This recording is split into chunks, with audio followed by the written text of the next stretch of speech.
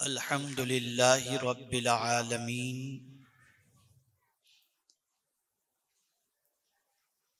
वल आक़िबतु लिल मुत्तक़ीन वस्सलातु वस्सलामु अला सय्यिदिल अंबियाइ वल मुरसलीन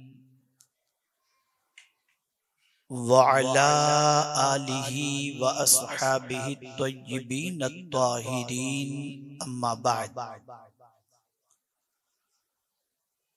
फ़अऊज़ु बिल्लाहि मिनश शैतानिर रजीम बिस्मिल्लाहिर रहमानिर रहीम व हाज़ा किताबुन अंज़लनाहु मुबारकुन फत्तबिऊहु वत्तक़ू लअल्लकुम तुरहमून सदक़ल्लाहुल अज़ीम। काबिल सद एहतराम हज़रत अल्लामा मुफ्ती नसीम साहब क़िबला मद्दज़िल्लहुल आली, काबिल क़द्र मुहिब व मोहतरम हज़रत मौलाना खैरुल हसन साहब क़िबला मद्दज़िल्लहुल आली, दिगर उलमाए ज़वील एहतराम, सादात किराम, हाज़िरीन व नाज़िरीन, अस्सलामु अलैकुम व रहमतुल्लाहि व बरकातुहू।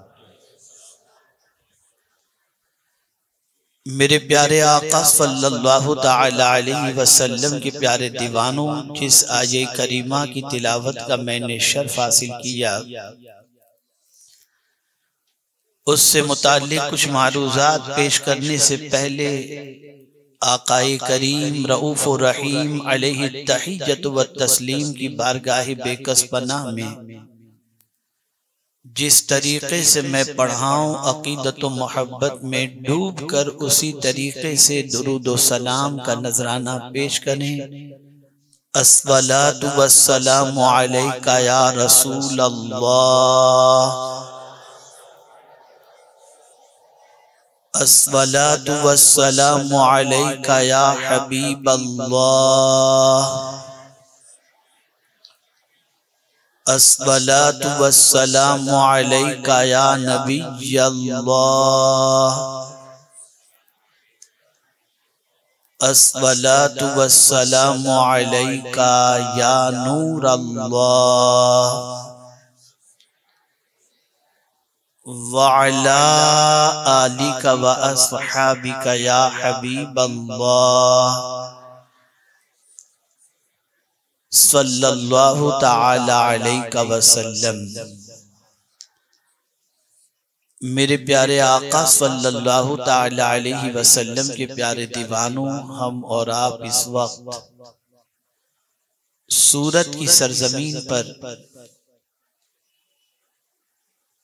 दारुल उलूम गुलशन नूरी नजमुल उलूम के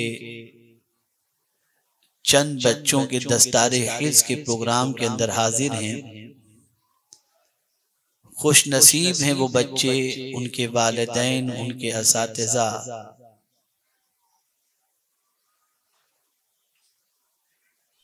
जिन्होंने मेहनत व मशक्क़त व कुर्बानी के बाद अल्लाह की किताब को अपने सीने में महफूज करने की सआदत हासिल की। वो बच्चे जो हाफिज़े कुरान बने, कारी कुरान बने, उन्होंने खूब मेहनत की, मशक्क़त की, उनके असातिज़ा ने मेहनत व मशक्क़त की, और उनके वालिदैन ने अपने बच्चे को अपने से जुदा इल्म के लिए करके उन्होंने भी कुर्बानी दी। और इसी तरह से इदारे के ताउन करने वाले मुखय्यर हजरात जो हैं, उन्होंने भी कुर्बानी दी। अल्लाह रब्बुल इज्जत जल्ल जलालहू सबकी काविशों और कुर्बानी को अपनी बारगाह में कबूल फरमाए।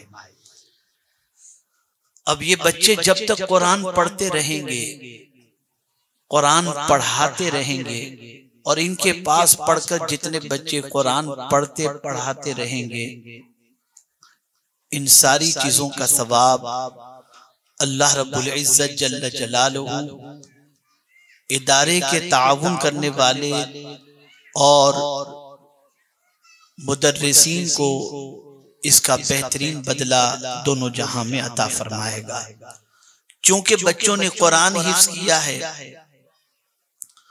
तो मैं चाहूंगा कि कुरान मुक़द्दस से मुताल्लिक ही कुछ बातें आपकी समाअतों के हवाले करने की सआदत हासिल करूं, ताकि आप अच्छी तरीके से महसूस कर सकें कि अल्लाह की किताब की अजमत क्या है और अल्लाह रब्बुल इज्जत जल्ल जलालुहु की किताब का तकाजा क्या है।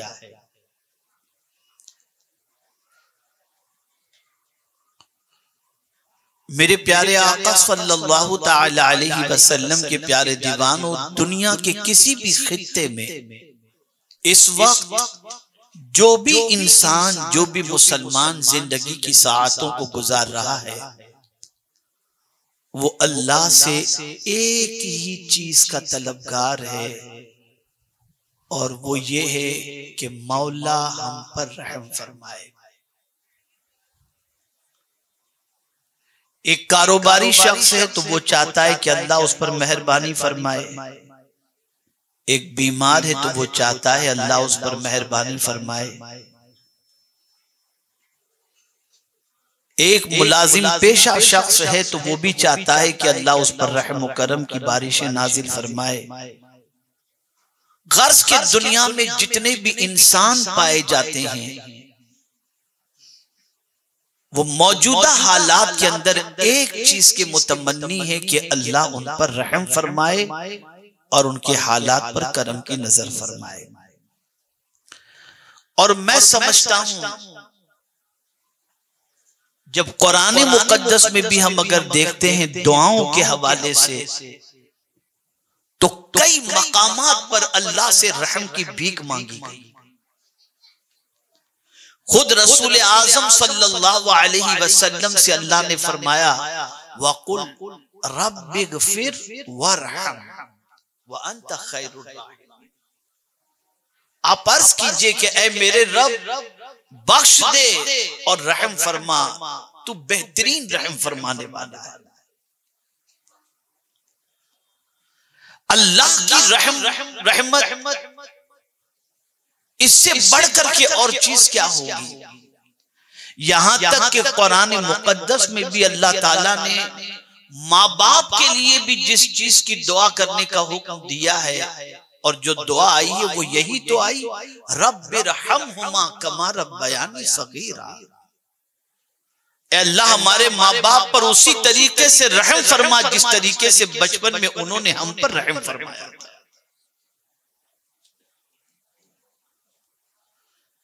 सूरह बकरा की आखिरी आयत का मुताला करें तो वहां भी यही चीज नजर आएगी, ला युकल्लिफुल्लाहु नफ्सन इल्ला वुसअहा लहा मा कसबत व अलैहा मक्तसबत रब्बना ला तुआखिजना इन नसीना अव अख्ताना रब्बना वला तहमिल अलैना इसरन कमा हमलतहु अलल लज़ीना मिन क़ब्लिना रब्बना वला तुहम्मिलना मा ला ताक़त लना बिही वअफ़ु अन्ना वग़फ़िर लना वरहमना। वहां भी रहम कीजिए। और अल्लाह जिस पर मेहरबानी फरमाए, दुनिया की कोई ताकत उसको परेशान नहीं कर सकती। जा बजा कुरान के अंदर रहमत की भीख मांगने के हवाले से कहा गया, और मांगा लोगों ने, बल्कि हर बड़े को यह तालीम दी गई कि तुम छोटों पर मेहरबानी करो, और अगर कोई बड़ा है और छोटे पर रहम नहीं करता तो सरकार ने अपनी सोसाइटी से उसे निकाल दिया। आकाए करीम सल्लल्लाहु अलैहि वसल्लम फरमाते हैं, मल्लम यरहम सगीरना वलम युवक्किर कबीरना फलैसा मिन्ना। जो छोटों पर शफकत न करे और बड़ों का एहतराम न करे, सरकार फरमाते वो हमारा है ही नहीं। और फिर आगे रहम की बात हदीस मुबारका में आई तो किस तरीके से आई।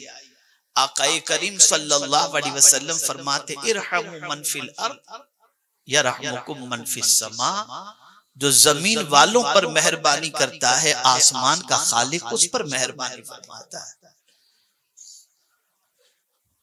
तो कुरान और हदीस का अगर आप मुताला करें तो जा बजा रहमत का तस्करा मिलेगा।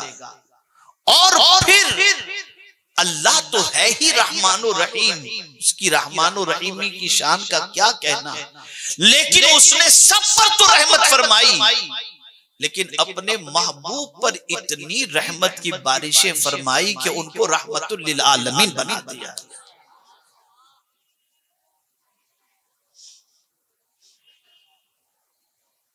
तो ऐ रसूल आज़म सल्लल्लाहु अलैहि वसल्लम के दीवानों, हर जायज काम के शुरू में बिस्मिल्लाहिर्रहमानिर्रहीम पढ़ो। खाने से पहले अल्लाह को रहमान और रहीम की हैसियत से याद करो। पानी पीने से पहले अल्लाह को रहमान और रहीम की हैसियत से याद करो। कुरान शुरू करो तो उसको रहमान और रहीम कहकर के पुकारो। कोई सूरत शुरू करो बिस्मिल्लाहिर्रहमानिर्रहीम पढ़ो। घर का दरवाजा रात को बंद करो, कुंडी लगाओ बिस्मिल्लाहिर्रहमानिर्रहीम पढ़कर कुंडी लगाओ। सर में तेल लगाओ बिस्मिल्लाहिर्रहमानिर्रहीम से शुरू करो। जा बजा रहमान और रहीम, रहमत रहमत रहमत का तज़किरा। लेकिन आज मुझे ये बताना है कि एक होता है अल्लाह से रहमत का मुतालबा करना और एक होता है कुछ काम ऐसा कर गुजरो कि खुद मौला तुम पर रहमत निछावर फरमा दे। इसे समझना है। एक तो आपका अल्लाह की बारगाह में रहमो करम की भीख मांगना, और एक है कुछ काम ऐसा कर गुजरो कि रहमो करम की भीख मांगने की बजाय मौला खुद ही रहमो करम फरमा दे। मैं इस सिलसिले में आपके सामने एक आयत की तिलावत का शर्फ हासिल किया। वो कौन सी है आयत? ये बच्चों ने जो कुरान हिफ्ज किया उसी कुरान से मुताल्लिक है। अल्लाह इरशाद फरमाता है वहादा किताबुन अंज़लनाहु, ये किताब यानी कुरान मुक़द्दस, अंज़लनाहु उसको हमने नाजिल किया। पता चला ये किताब मनगढ़ंत नहीं है, ये किताब चंद लोगों ने मिलकर तैयार नहीं की, बल्कि ये अल्लाह की किताब है। अल्लाह ने इस किताब को नाजिल फरमाया है। हर किताब की खूबी होती है।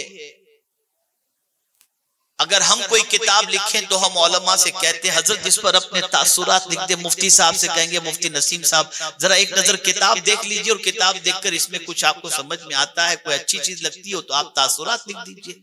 तो मुफ्ती साहब लिखेंगे इसमें बहुत अच्छा है, ये है वो है, इसको पढ़ा करो, इसका बड़ा फायदा है। होता है उस किताब की इफादियत के हवाले से उसमें कुछ अल्फाज कलमबंद कर देंगे, तहरीर फरमा देंगे।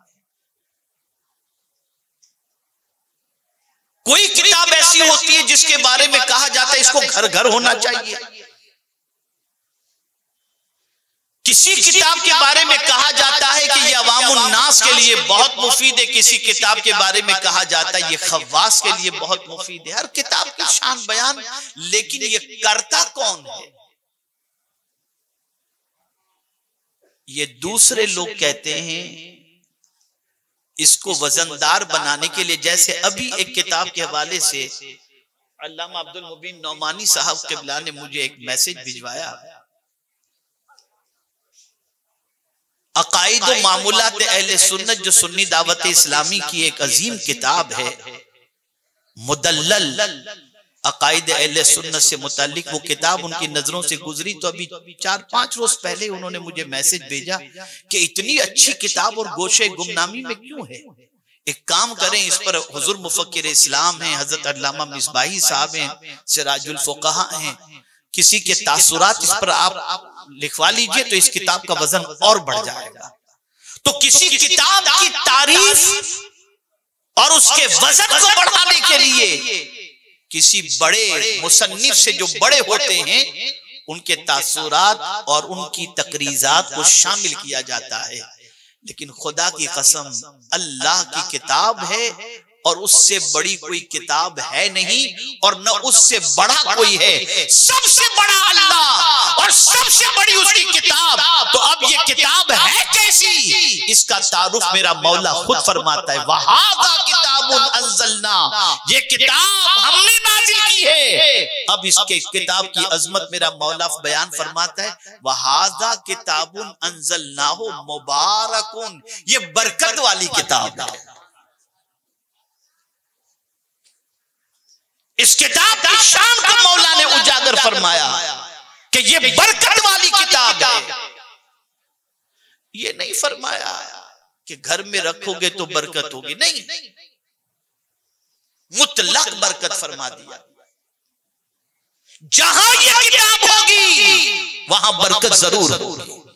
ये किताब जबान पर होगी तो बरकत होगी, ये किताब सीने में होगी तो बरकत होगी, ये किताब घर में होगी तो बरकत होगी, ये किताब अमली सांचे में इसके कानून को ढाल दोगे तो जहां तुम चले जाओगे वहां तुम्हारे कदमों की बरकत नजर आएगी। यही वजह तो है कि आलिम के हवाले से हदीस शरीफ में फरमाया गया कि आलिम अगर किसी कब्रिस्तान के करीब से गुजर जाए तो 40 रोज के लिए कब्रिस्तान के मुर्दों पर से अल्लाह अजाब को उठा लेता है, इसलिए कि आलिम के सीने में अल्लाह की किताब होती है।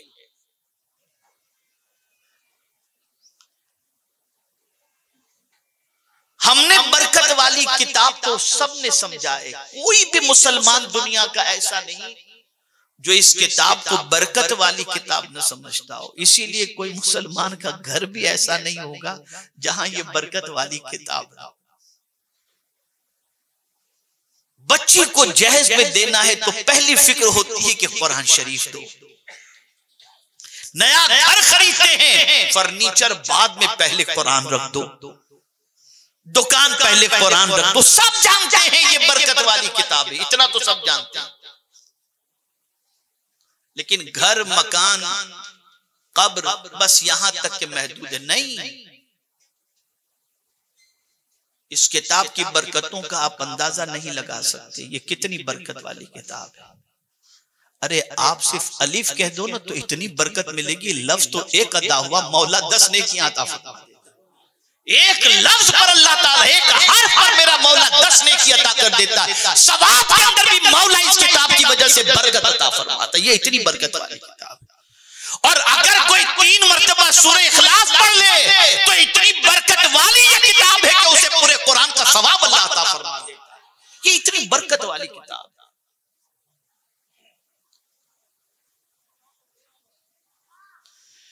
लेकिन इस किताब के बारे में इतना ही नहीं फरमाया गया कि वहादा किताबुन अंज़लनाहु मुबारकुन। अब आगे इस किताब का मकसद बयान किया जा रहा है। तुफ है इस कौम पर कि इस बरकत वाली किताब से फायदा जैसा उठाना चाहिए और मकसद जो इस किताब का पेश नजर होना चाहिए। दुनिया में 99.99% मुसलमान इस किताब से फायदा नहीं उठा रहे। अब कुरान ने इस किताब का मकसद बयान फरमाया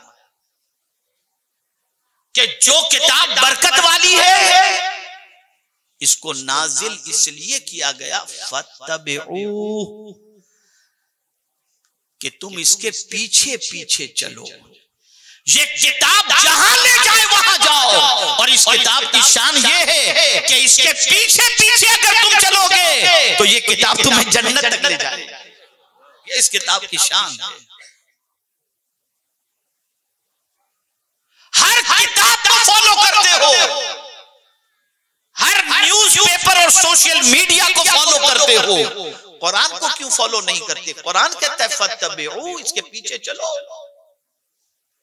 इसके इत्तिबा करो। अब इत्तिबा तो अपनी जगह पर, उम्मते मुस्लिमा का हाल तो यह है कि इस किताब पर अमल के हवाले से भी आज का मुसलमान कहता है मौलाना ये अमल तो, इस पर अमल करना बहुत मुश्किल है, बहुत मुश्किल है। मुश्किल नहीं है, इस किताब पर अमल करना बहुत आसान है। इसको कुरान ने दूसरी जगह पर उजागर फरमाया, हालांकि वहां पर हुक्म दूसरा है, दूसरे अमल के हवाले से कुरान ने कहा है, लेकिन मेरे मौला की शान हमेशा यही रही। क्या है? अल्लाह फरमाता है युरीदुल्लाहु बिकुमुल युस्र वला युरीदु बिकुमुल उस्र। अल्लाह तुम्हारे लिए आसानी चाहता है, तकलीफ नहीं चाहता। अगर कुरान पर अमल करना तकलीफ वाली बात होती तो कभी को अल्लाह अज़्ज़ व जल्ल ये न फरमाता कि इसकी पैरवी करो। नहीं, इस पर पैरवी बहुत आसान है। अब यहां से ये बात समझ में आई कि ये किताब सिर्फ हिफ्ज करने के लिए नहीं है, ये किताब सिर्फ तिलावत के लिए नहीं है, ये किताब सिर्फ घर में बरकत के लिए रखने को नहीं है, ये किताब सिर्फ बच्ची को जहेज में देने के लिए नहीं है, बल्कि ये किताब इसलिए है कि इस किताब पर अमल करो। इसने जिसे हलाल कहा है उसे हलाल मानो, और इसने जिसको हराम कहा है उसे तुम हराम। इस किताब को फॉलो करो। अब तारीख उठा करके देखो, इस किताब पर अमल करने वालों ने कैसे अमल किया। हजरत इमाम आली मकाम अला जद्दिही व अलैहि सलातु व सलाम सवारी पर सवार होकर मदीने की गली से गुजर रहे थे। तो आप देखते होंगे कि हर जगह पर फुटपाथ पर कुछ लोग बैठे होते हैं, कहीं गरीब बैठे होते हैं और रास्ते में बैठकर खा रहे होते हैं। इमाम आली मकाम अला जद्दिही व अलैहि सलातु व सलाम का गुजर जब सवारी पर हुआ, गरीबों ने देखा, उठकर खड़े हो गए। और क्यों ना खड़े हों, नबी का नवासा गुजरे और दुनिया खड़ी ना हो, खड़े हो गए ताज़ीमन। और खड़े होकर सलाम पेश करके अर्ज करते हैं, आइए हुजूर आप भी शामिल हो जाएं। किससे कहा जा रहा है? नौजवानाने जन्नत के सरदार से कहा जा रहा है कि आइए हुजूर आप भी हमारे साथ शामिल हो जाएं। इमाम हुसैन बगैर तवक्कुफ किए फौरन सवारी से नीचे उतरे, उन लोगों के साथ बैठ गए, थोड़ा सा उनके साथ खा लिया और फिर उनसे इजाजत मांग करके सवारी पर सवार ये कहते हुए कि मैंने तुम्हारी दावत कबूल कर ली, अब तुम मेरी दावत कबूल करो, मेरे घर भी किसी दिन आ जाओ ताकि मैं भी तुम्हारी दावत करूं। ये कहकर इमाम हुसैन रज़ी अल्लाह तआला अन्हु की आंखों से आंसू निकल गए। सवारी पर बैठे आंखों से आंसू जारी। लोगों ने पूछा, हुजूर क्या बात है कि आप दीदा हो गए? फरमाते, जब इन्होंने मुझे बुलाया ना तो मुझे एक आयत याद आ गई। देखिए कुरान पर अमल, मुझे एक आयत याद आ गई। उस आयत के याद आते ही मैं उतर गया, फौरन इनके साथ खा लिया और ये आंसू शुक्राने के हैं। लोगों ने कहा, कौन सी आयत याद आई? फरमाते, अल्लाह फरमाता है इन्नल्लाह ला युहिब्बुल मुतकब्बिरीन, अल्लाह तकब्बुर करने वाले से मोहब्बत नहीं फरमाता।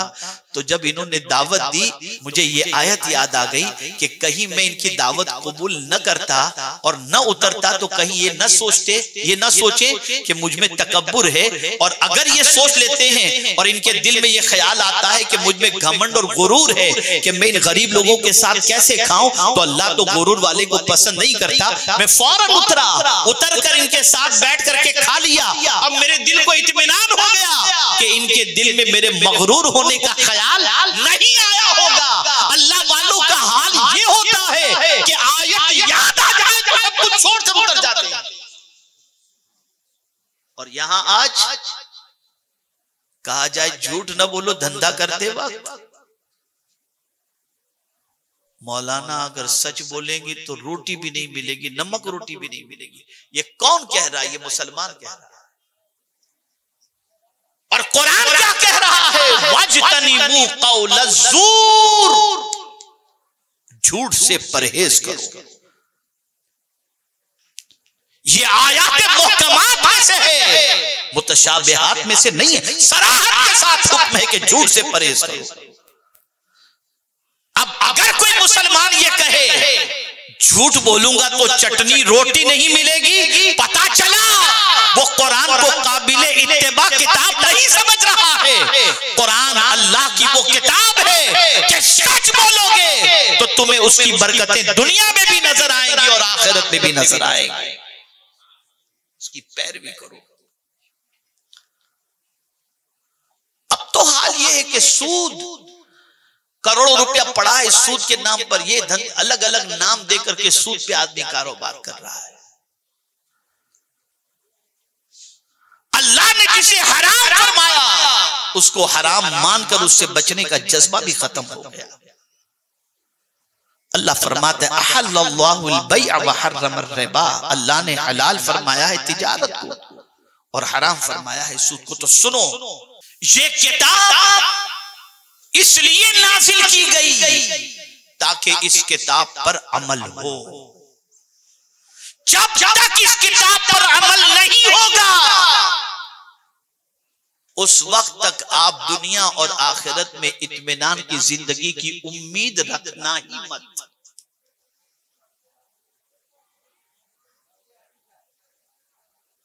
इत्मीनान उस वक्त नसीब होगा जब अल्लाह की किताब पर अमल होगा। मौला ने फरमाया फत्तबिऊ, इसकी पैरवी करो। और फिर पैरवी भी करने के साथ साथ कुरान ने कहा वत्तकू, और डरो भी अल्लाह से। अल्लाह की किताब की पैरवी भी करो और फिर अल्लाह से डरो भी कि कहीं पैरवी करने में कोई चूक तो नहीं हो गई, कोई मिस्टेक तो नहीं हो गई, सही मानों में मैंने पैरवी की कि नहीं की। ये ख्याल भी दिल के अंदर रहे। अब इसको मैं समझाऊं तो आपको समझ में आएगा।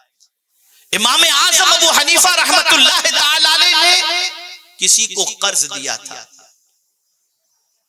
और चिलचिलाती हुई धूप के अंदर इमाम आजम गुजरे। छांव की तलाश थी कि कहीं कोई थोड़ा सा दीवार का साया भी मिल जाए, थोड़ी सी छांव नसीब हो जाए। इत्तेफाक से जिसको इमाम आजम ने कर्ज दिया था उसके घर के करीब से जब गुजरना हुआ तो उसकी दीवार का साया गिर रहा था। इमाम आजम उस साये से हट गए और धूप में चलने लगे। किसी ने कहा हुजूर साये में नहीं चल रहा। फरमाए मकान वाले पर मेरा कर्ज है, कहीं ऐसा न हो कि उसके दीवार के साये का मैं फायदा उठाऊं और वो सूद के अंदर शामिल हो जाए।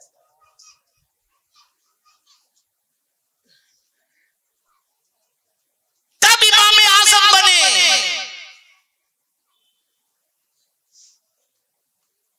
और इसी के साथ इशा की नमाज अदा कर रहे थे इमाम आजम। इमाम ने तिलावत फरमाई इज़ा ज़ुलज़िलतिल अर्दु ज़िलज़ालहा व अख़रजतिल अर्दु अस्क़ालहा व क़ालल इंसानु मा लहा यौमइज़िन तुहद्दिसु अख़बारहा बिअन्न रब्बका अवहा यौमइज़िन यस्दुरुन नास अश्तातन लियुरौ अअमालहुम फमन यअमल मिस्क़ाल ज़र्रतिन खैरन यरह व मन यअमल मिस्क़ाल ज़र्रतिन शर्रन यरह। कांपने लगे, इमाम आजम कांपने लगे। नमाज खत्म हुई, सब मस्जिद से निकल गए तो इमाम आजम ने मस्जिद के खादिम से फरमाया तुम जाओ बाहर से बंद कर दो, मुझे पूरी रात आज मस्जिद में ही गुजार दो। रुक गए मस्जिद के अंदर, रात पूरी उन्होंने मस्जिद में गुजार दी। इतना इस तरह से पूरी रात गुजर गई कि इमाम आजम को पता ही नहीं चला कि कितनी तेजी से रात गुजर गई। सुबह वही खादिम ने दरवाजा खोला तो देखा तो इमाम आजम अपनी दाढ़ी पर हाथ रखे हुए, पकड़े हुए अपनी दाढ़ी को अपने हाथों से, आंसुओं की लड़ियां जारी हैं और ये कह रहे हैं मौला अगर तूने नौमान को बख्श दिया तो ये तेरा करम होगा। अब वो मस्जिद के खादिम ने सुन लिया। इमाम आजम को महसूस हुआ कि किसी ने ये कहते हुए सुन लिया। देखा तो खादिम खड़ा था। फरमाया सुन, गौर से सुनिएगा जो इमाम आजम फरमाते सुन, तूने जो देखा और सुना है ना उसका तज़किरा मेरे जीते जी किसी से मत करना। अल्लाह वाले अपनी नेकियों को छुपाते हैं, विलायत को छुपाते हैं, छपाते नहीं हैं, छुपाते हैं। वो इमाम आज़म जिनका मज़ार अक़दस इस वक्त जिस जगह पर है, वहां पर इमाम आज़म रज़ी अल्लाह तआला अन्हु ने बैठकर 4000 कुरान शरीफ खत्म किए। ये है इमाम आज़म। हम एक कुरान खत्म करते हैं और बेबाक हो जाते हैं और कुरान के खिलाफ जिंदगी गुजारने लग जाते, लेकिन इमाम आज़म इतने कुरान खत्म करने के बावजूद भी इमाम आज़म की जिंदगी का हाल यह है कि कुरान के एक एक हर्फ पर और एक एक हुक्म पर अमल करते हुए दिखाई देते। अभी मैं कहूं कि पूरी दुनिया का मुसलमान कितनी आयतों को काबिल अमल समझता है, तो मैं समझता हूं 7-8 आयतों के अलावा दुनिया में कोई मुसलमान इससे आगे बढ़ता दिखाई नहीं देता। बस इतनी ही आयतों को काबिल अमल समझता है। फिर जो है वो आतिमुस्सियाम इलल लैल, बस ये 5, 7, 8 चीजें हैं। इसी को बाकी किताब पर अमल कौन करेगा? क्या कुरान की इतनी ही आयतें अमल के लिए हैं? अल्लाह ने वाज़े लफ्ज़ों में फरमाया वहादा किताबुन अंज़लनाहु मुबारकुन फत्तबिउ। ये नहीं फरमाया कि फत्तबिउ सूरतुल बकरा, नहीं सूरतुल बकरा नहीं, फत्तबिउ पूरी किताब के बारे में फरमा दिया कि जहां इसका हुक्म मिले सरेंडर हो जाओ, झुक जाओ उसके सामने। ये सोचो कि ये मौला का हुक्म है, ये पालनहारे हकीकी का हुक्म है। इसको एक मिसाल के जरिए समझाऊं, शायद अच्छी तरह से बात समझ में आ जाएगी। हमारे आज के बहुत सारे मुसलमान फज्र की नमाज में यहां की बोली में अगर कहूं तो डंडी मारते हैं, सोए रहते हैं। बीवी से कह देंगे जगाना नहीं, रात को 3 बजे तक गपशप करेंगे, व्हाट्सएप देखेंगे, सब कुछ करेंगे, फज्र में मत उठाना। क्यों? अगर नींद कच्ची हो गई ना तो सर में दर्द होगा, फिर धंधे पे या नौकरी पे सही तौर पर दिल नहीं लगेगा। ये कहते हुए दिखाई दे। अब एक सवाल मैं आपसे पूछता हूं, इसे समझिएगा अच्छी तरीके से, दिमाग में महफूज कीजिएगा। हमारा मालिक कौन है? जवाब दें आप, मैं समझूं कि आप मेरी बात समझ रहे हैं। हमारा खालिक व मालिक कौन है? बोलिए। एक बार अल्लाह कहने पर भी बहुत सवाब मिलेगा। कौन है हमारा खालिक व मालिक? अल्लाह। बस यहां इतना आपने समझ लिया, आप थोड़ा सा आगे समझें। मुफ्ती नसीम साहब क़िबला ने मुझे 25,000 रुपये दिए और फरमाया मौलाना ये मेरी अमानत आपके पास रखो। मैंने वो अमानत अपने पास रखी। मुझे बम्बई इन्होंने फोन किया, मौलाना वो 25,000 जो आपके पास पड़े हैं ना, वो फलां को दे देना। और मुझे उसके बारे में मालूम है कि वो बंदा सही नहीं है, तो मैं इनसे कहूंगा यार ये पैसे क्यों दे रहे हो उनको, बंदा अच्छा आदमी नहीं है, उसकी आदतें बड़ी खराब है। तो ये मुझे डांट कर कहेंगे यार आप भी अजीब आदमी हो, पैसा मेरा है, मैं आपको कह रहा हूँ दे दो, आप क्यों टेंशन लेते हो, पैसा तो मेरा जाएगा, तो मैं क्या करूंगा? मैं तो यही सोचूंगा ना भाई अब नहीं मानते, ये जाने इनका काम जाने, अपने तो अमानत के तौर पर अपने पास है, इन्होंने कह दिया दे दो तो दे दो। मैं यही करूंगा या कुछ और करूंगा? बताइए आप, जवाब दीजिए। यही करूंगा क्योंकि माल मेरा नहीं है ना, मेरा हो तो मैं अपना इख्तियार चलाऊं। माल तो मुफ्ती साहब का, और मुफ्ती साहब ने देने के लिए कह दिया, तो मुफ्ती साहब की अमानत मेरे पास, मैं उठाकर दे दूंगा। वो आदमी कैसा भी हो, मुझे क्या करना है, मुफ्ती साहब ने कह दिया उठाकर दे दिया। ए अल्लाह के बंदो और ए रसूल आजम सल्लल्लाहु अलैहि वसल्लम के दीवानों, हमारी जान और हमारे माल और सब चीजों का मालिक कौन है? बोलिए अल्लाह। अब जब उसने कह दिया सुबह फजर की नमाज पढ़ो, अब सर दुखे के पेट दुखे, हमारा वजूद तो हमारा है ही नहीं ना, इसका तो मालिक अल्लाह है। इसका मालिक कौन है? बोलिए अल्लाह है। दुखे के तकलीफों के कुछ भी हो, हमें क्या करना है? मालिक ने हुक्म दे दिया, हम कर गुजरे। और मैं चैलेंज के साथ कहता हूं, उसके हुक्म पर अमल करो। अगर दर्द भी होगा तो मौला उसे दूर फरमा दे। हमारा हाल यह है कि उसके हुक्म पर अपनी मर्जी चलाते नहीं, उसके हुक्म के आगे सरेंडर हो जाओ, उसके हुक्म के आगे पिछ जाओ, उसके हुक्म के आगे झुक जाओ, उसके हुक्म के आगे सरेंडर हो जाओ। तो अब क्या होगा? नतीजा कुरान ने डिक्लेयर कर दिया। पहली चीज फरमाई मुबारक, ये किताब बरकत वाली है। दूसरी चीज फरमाई फत्तबिऊ, इसकी पैरवी करो, वत्तकू, और डरो।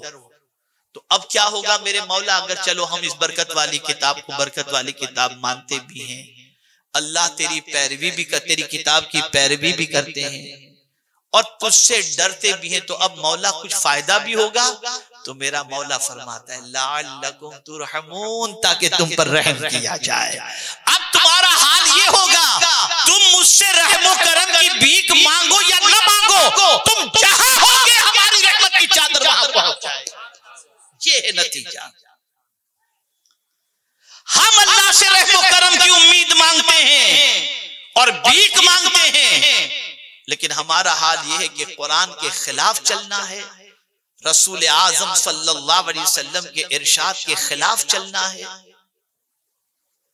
अल्लाह के रसूल सल्लल्लाहु अलैहि वसल्लम की इताअत से रूगर्दानी करनी है, तकवा की दौलत से महरूम रहना है। और फिर हम चाहते भी हैं कि अल्लाह हम पर मेहरबानी करे।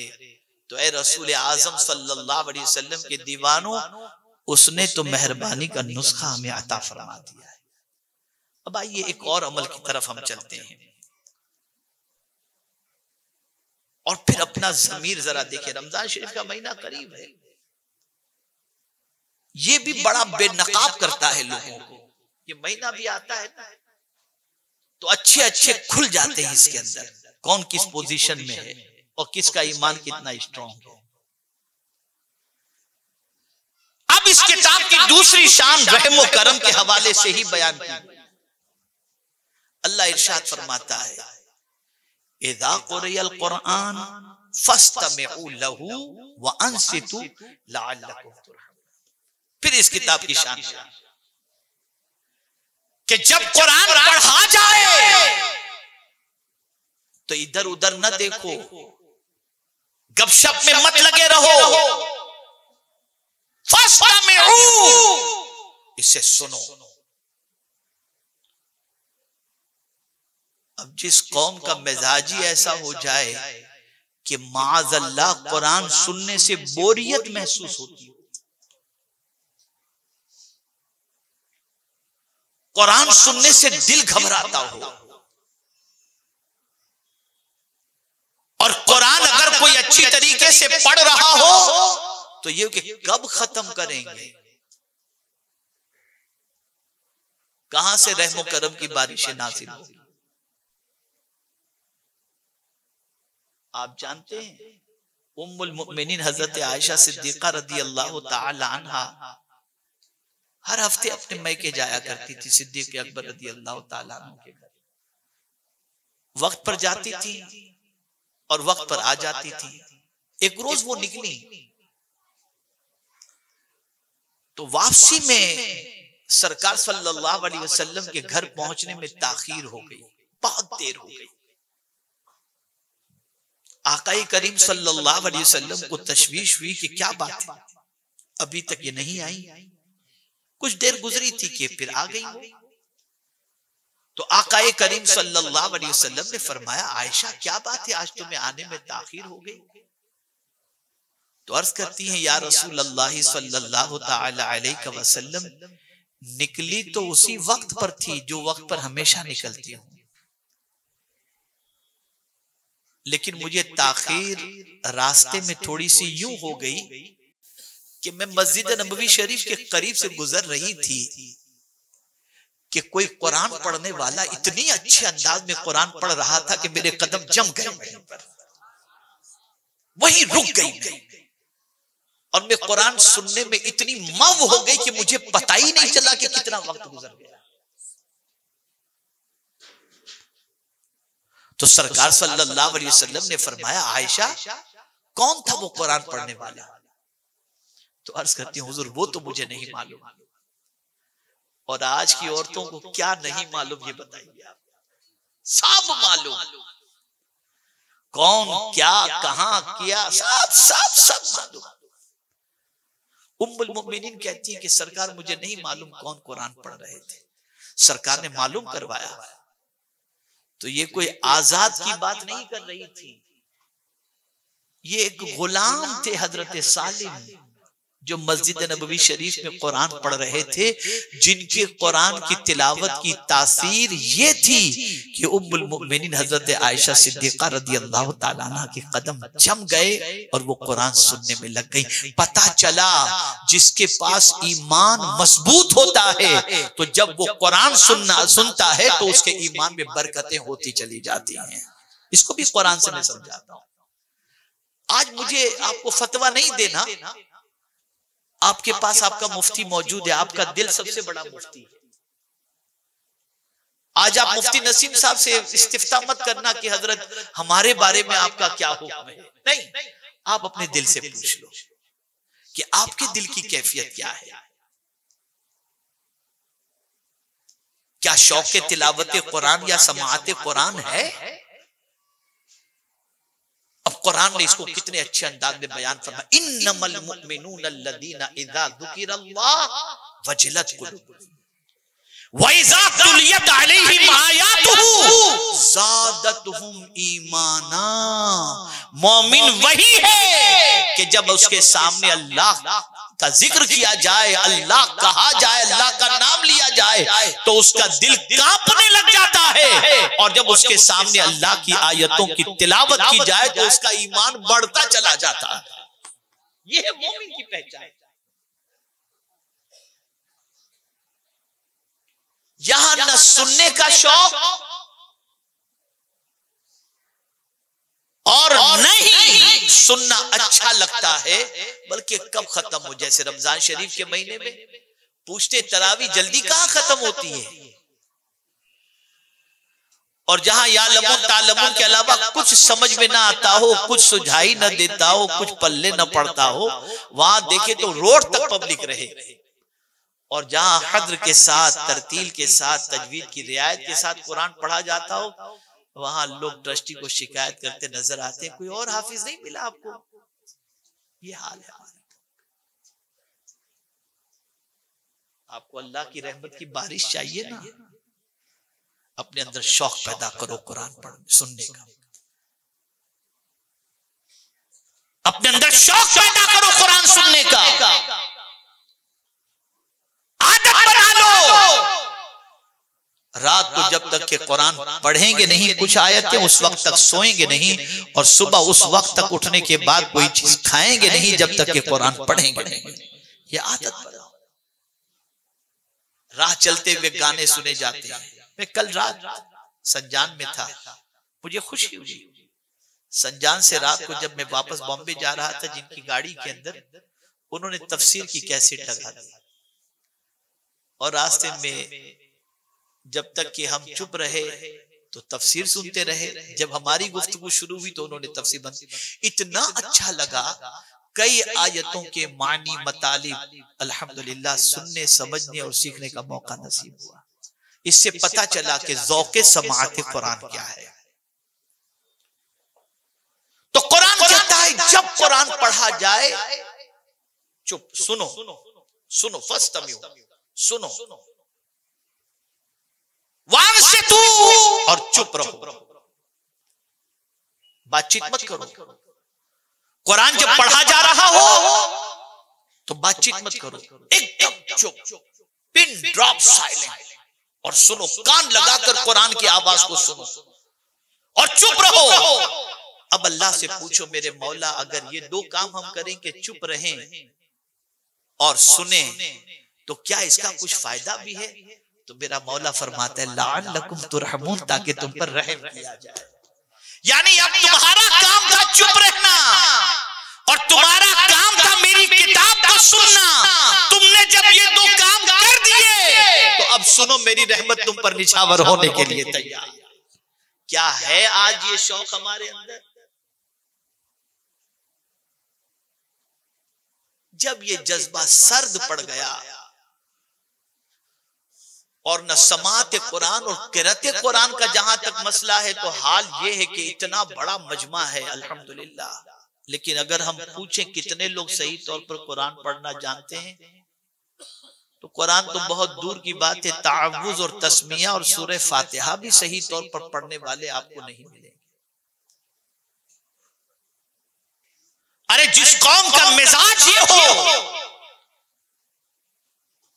कि हर जबान अपने बच्चे को सिखाने के लिए तैयार, लेकिन कुरान सिखाने का अगर जज्बा नहीं है, तो आप सुन लो कि सिर्फ दुनियावी तालीम आपकी नजात का सामान नहीं बन सकती। दुनियावी तालीम के साथ साथ आपको कुरान भी सिखाना होगा, और कुरान पढ़ना, कुरान पर अमल करना, और कुरान के ऊपर जो है मेहनत और मशक्कत करना, और कुरान को सुनने का जज्बा भी बच्चों में पैदा करना होगा। हजरत ईसा अलैहिस्सलाम के दौरे पाक में देखिए फायदा मैं आपको बता रहा हूं। ये वाकया एक बार नहीं, मैं समझता हूं तकरीबन लोगों को ये वाकया याद होगा, लेकिन मैं सिर्फ इसके फायदे को पेश नजर रखते हुए रिपीट कर रहा हूं। एक खातून उम्मीद से थी, शौहर बड़ा पापी था, लेकिन बीवी से वो कहता है कि देखो तुम्हारे पेट में जो बच्चा पल रहा है, वो जब पैदा हो ना, तो उसे किसी मदरसे के अंदर कुरान पढ़ने के लिए भेज देना। कुछ दिनों के बाद शौहर का इंतकाल हुआ, और फिर वो बच्चा जो औरत के शिकम में परवरिश पा रहा था, उसकी विलादत हुई, और फिर आहिस्ता आहिस्ता महीने साल गुजरते गए, और बच्चा इस लायक हुआ कि कुछ बोल सके। तो शौहर की वसीयत औरत को याद आ गई कि शौहर ने कुरान पढ़ाने के बारे में कहा था, तो माँ बच्चे की उंगली पकड़ के लेके जाती है मकतब में पढ़ाने के लिए, लेके पहुंचती है, उस्ताद उसे पढ़ाते हैं बिस्मिल्लाहिर्रहमानिर्रहीम। बच्चे ने जैसे हकलाती जबान के अंदर ये पढ़ा, बस अल्लाह की रहमत को जोश आ गया। पाप की बुनियाद पर, गुनाहों की बुनियाद पर उस बच्चे के बाप पर कब्र में अजाब हो रहा था, लेकिन उसके बच्चे ने जैसे ही पढ़ा बिस्मिल्लाहिर्रहमानिर्रहीम, अल्लाह ने फरिश्तों से फरमाया इस बच्चे के बाप से अजाब को उठा लो, इसलिए कि जिसका बच्चा मुझे जमीन पर रहमान और रहीम कहकर पुकार रहा हो, उसके बाप को मैं कब्र में अजाब नहीं दे सकता। क्या फिर भी तुम्हें कुरान अपने बच्चों को नहीं पढ़ाना है? फिक्र तुम्हारे अंदर, ये ट्यूशन मिस न हो, अलजेब्रा का ट्यूशन मिस न हो, साइंस का ट्यूशन मिस न हो। लेकिन इमाम साहब, हाँ बाद में, आज जरा बच्चा थका हुआ है, क्या है ये सब? तो आज हम कहां खड़े हैं, हमारी पोजीशन हमारे सामने है। तो कुरान अल्लाह की वो किताब है कि ये किताब काबिले इत्तिबा है, और इस किताब की पैरवी करने वाले पर अल्लाह ताला रहम करम की बारिशें नाजिल फरमाता है, और इसी तरीके से अल्लाह के रसूल सल्लल्लाहु अलैहि वसल्लम की पैरवी करने पर अल्लाह ताला रहम करम की बारिशें नाजिल फरमाता है। जैसा कि उसने फरमाया वातिउल्लाह वर रसूल लअल्लकुम तुरहमून, अल्लाह और उसके रसूल की इताअत करो ताकि तुम रहम किए जाओ, यानी तुम पर मेहरबानी की जाए। तो आज मुझे बताना यही है कि बज़ाहिर ये बच्चे डॉक्टर की डिग्री नहीं ले रहे, बज़ाहिर ये बच्चे बैरिस्टर की डिग्री नहीं ले रहे, बज़ाहिर ये बच्चे किसी बड़े हॉल के अंदर अच्छी तरह से जो है आराइश और ज़ेबाइश से मुज़य्यन किसी हॉल के अंदर बड़े प्रोग्राम के अंदर कोई बड़ी डिग्री इनको दुनियावी एतबार की तफवीज नहीं की जा रही, लेकिन सारी डिग्रियां जिस डिग्री पर कुर्बान हो वो कुरान के हिफ्ज़ की डिग्री आज इन्हें अता की जाएगी। कि आज अपने सरों पर दस्तारे हिफ्ज़ सजाएंगे, और इन बच्चों से भी मैं गुजारिश करूंगा कुरान सिर्फ याद करने के लिए नहीं है, याद रखने के लिए भी है और उस पर अमल करने के लिए भी है। तो इस किताब को पढ़ते रहा करना, इस किताब पर अमल करते रहना। और आप सबसे भी मेरी गुजारिश है, जहां अपने बच्चों को आप डॉक्टर बनाने की फिक्र करते हो, आप अपने बच्चे को इंजीनियर बनाने की फिक्र करते हो, वहीं अपने बच्चे को बेहतरीन हाफिज कुरान आलिम दीन बनाने की भी फिक्र करो।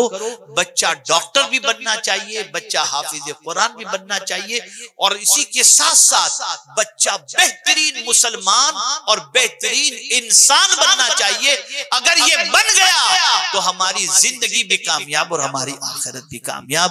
अल्लाह ताला आकाए करीम रऊफ और रहीम अलैहि तहियत व तस्लीम के सदक़ो तुफ़ैल हम सबको कुरान और अहादीस पर अमल की तौफीक नसीब फरमाए, और परवरदिगार हमें कुरान मुक़द्दस की तिलावत, कुरान मुक़द्दस की समाअत और कुरान मुक़द्दस पर अमल की तौफीक नसीब फरमाए। वमा अलैना इल्लल बलागुल मुबीन। अस्सलामु अलैकुम व रहमतुल्लाहि व बरकातुहू।